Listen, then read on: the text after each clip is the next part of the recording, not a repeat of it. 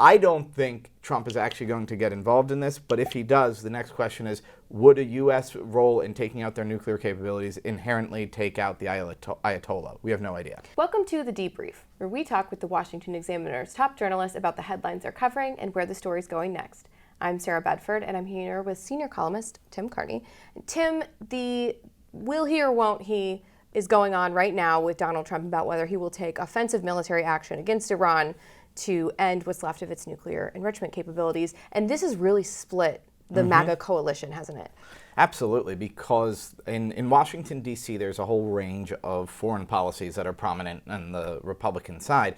And, under George W. Bush, basically neoconservatism won the day. It meant an aggressive foreign policy and the idea that the U.S. should go around sort of building democracies in the whole world. Neoconservatism was largely smashed.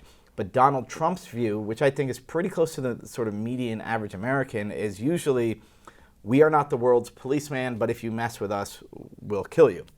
Where does Iran fit into that? I don't know. They're not quite messing with us right now as much as they are with Israel. On the other hand, Trump has said we don't want to let him get the bomb, and so that's one of the things at play here. But it's bringing out lots of people who have been sort of MAGA friends are now becoming enemies. I've seen so much projection of people's favorite historical analogy of choice onto this Iran situation. I've seen it compared to World War II, Vietnam, Ukraine, Iraq, Trump's limited use of the Moab from his first term. I mean, if you had to reach for like a historical parallel for what you think is happening right now or what Trump has the opportunity to do or the risk of doing, what would you say is most similar to? The Iraq analogy really works because what you have is multiple ethnicities in Iran. And so if our actions result in a regime change in Iran, then we don't know what's going to take its place. Like Ayatollah, those guys, they're bad guys. Saddam Hussein was a bad guy. I mean, Libya is another one that I call up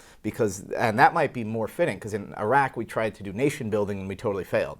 In Libya, a lot of people forget this, but Barack Obama basically did a drive-by war. He was like, took out Gaddafi. Yeah, we're going to break it and then not buy it. And now coups are spreading throughout all of northern Africa. It empowered all sorts of terrorist groups. It's been a total disaster. There's no way Donald Trump would agree to nation build in Iran. Though maybe if he could build tall enough golden hotels, maybe he would. But I mean, there are people there's no nation building. We just need to help take out the Ayatollahs. Well, you've got all these different ethnic sects. You've got Sunni and Shia. You've got non-Muslims in there. So there's a lot going on in Iran. It's bigger than Iraq. It's more complicated than Iraq. And we can't just take out the bad guy and then expect there to be sort of democracy. There's this vision. People like posting pictures. This was Iran before the Ayatollahs. Right. And it's always really attractive, fashionable women, and or the idea that it's just going to be mini skirts and freedom and democracy. Immediately. Yes. Well, so that's, I guess,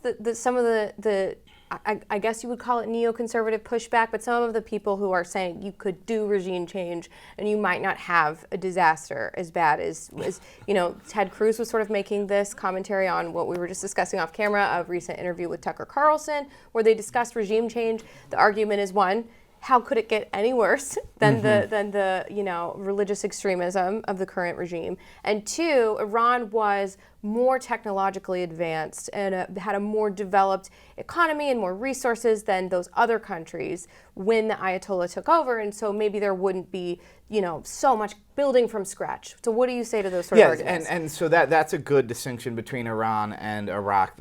Some people use the word muscle memory, that in Iran there was a pre-Ayatollah phase, but it was a king. It was a Shah, right? And you can't, if the United States of America and Israel tried to install a king in Iran right now, I don't think it would be greeted well. And so, I mean, I think that's a shortcoming. I mean, I really do think that there's unreasonable sort of confidence of what we could do if there was regime change. The question is, if the U.S. got involved in taking out Iran's nuclear weapon program, would that necessarily topple the regime? And should that be something we're concerned about? And does Trump even want to get involved? There's a lot of evidence that Trump just wants the Israelis to handle this. But if you ask Donald Trump, would you consider doing X? He will never say no. Right. You could ask Donald Trump, would you consider taking Tulsi Gabbard and locking her up in the top of Trump Tower? He would say, look. Maybe we're looking at it. and so he'll never say no to anything. So I don't think Trump is actually going to get involved in this, but if he does, the next question is, would a U.S. role in taking out their nuclear capabilities inherently take out the Ayatollah? We have no idea. Well, his unpredictability is kind of a tool in itself for his foreign policy, right? He likes to have people Strategic guessing. ambiguity has been advantageous. It allowed him with Syria to make limited strikes without it escalating because nobody knew what he was going to do next. Well, if I was a president and I said, and I'm going to do this limited strike and just one missile, that would have no effect. Right. And so now I guess my last question would be, because of this split in his coalition that we talked about earlier in this combo, is Trump kind of in a damned if he does, damned if he doesn't situation right now? Because he could have his base quite angry at him if he does something that further destabilizes the Middle East or requires more engagement. But on the other hand, if he misses this chance to take out the Iran nuclear program and it gets much worse, will he be criticized by everyone else for inaction? I don't know. As someone who hopes Trump doesn't go too far, I have to say, I think in general, the broader American public would be supportive and would rally around the flag, at least in the short term, for that, because people like to see the U.S. flex its muscle, as long as we're not trying to, again, build a Madisonian democracy in Tehran. That's right. And so while he'll lose lots of his commentators, the Tucker Carlson types, he won't, I think, lose the broader mass of Republican and Trump voters. Well, Tim, thank you so much for being here today.